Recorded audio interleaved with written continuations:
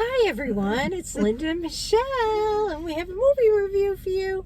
We saw one of the Academy nominated films entitled Belfast. And I know it was a movie Michelle wanted to see for the longest time, and I usually like these kind of movies too, but I think it surprised us a little. It did. It wasn't quite what I thought it was going to be like, but as I did a little bit of reading after the fact, it is semi-autobiographical by the author, so not totally semi-biographical, but it is about the 60s and the conflict that occurred in Belfast and the effects it had on two young boys that were kind of the stars, main focus, and how their world changed so drastically and very quickly. And they were, the youngest one especially was confused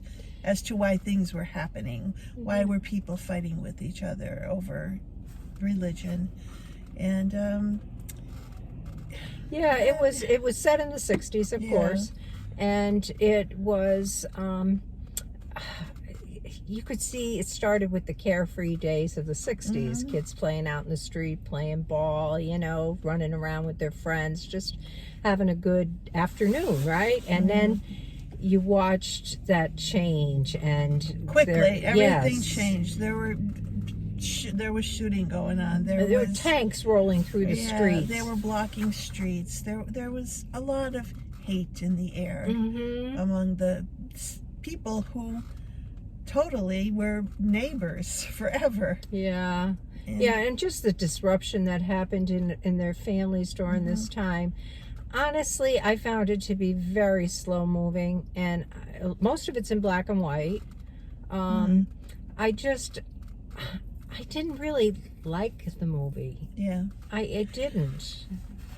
I don't know.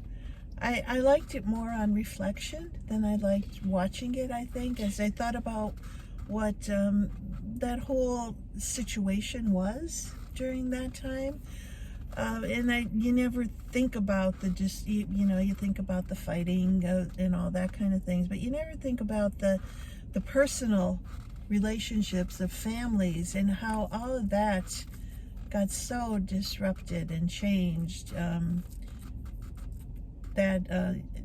That's the part you don't really think about, I think, whenever there's a war. It just seemed to pull in right on this one family, and then in the end, moving and leaving the kids leaving their friends and kind of thing like that. And there was a lot of fear in the children, I think. They were just afraid of things, and some of them took the wrong path too, trying to fit in with what was happening, I didn't love the movie, honestly. I don't know why it would be rated for an Academy Award. I don't get that. I don't get why a lot of these movies sometimes are rated for Academy Awards. I could think of other movies usually that are so much better than some of what ends up. Part of it was that it was somewhat autobiographical, and it gave insight that wasn't always out there, I think, for that. So was Power of the Dog to some degree, that's true. I mean, many of them are. I didn't love the movie. I mean, I didn't hate it. I sat through it and watched it. I didn't love it either, but I'm going to give this one a 7. I don't know about you. And this one I got to give a 6. Okay. Because I guess I liked it just a little bit more than you did. Yeah, I didn't at all. And it wasn't, like I said, it was easy to sit through. There are some movies that you just can't sit through, We went to one yesterday, and we didn't know what we were going into, and they started with the subtitles, and we said, no way. Got up and left. You have to be in the mood for subtitles. Yeah, and this was the end of the day, and our eyes just were not not a subtitle movie. No. Maybe we'll go see it another time. Yeah. But honestly, I just think that Belfast should not win Academy Awards. But we'll see. What do I know? I was going to say, we may be totally an off old lady. base.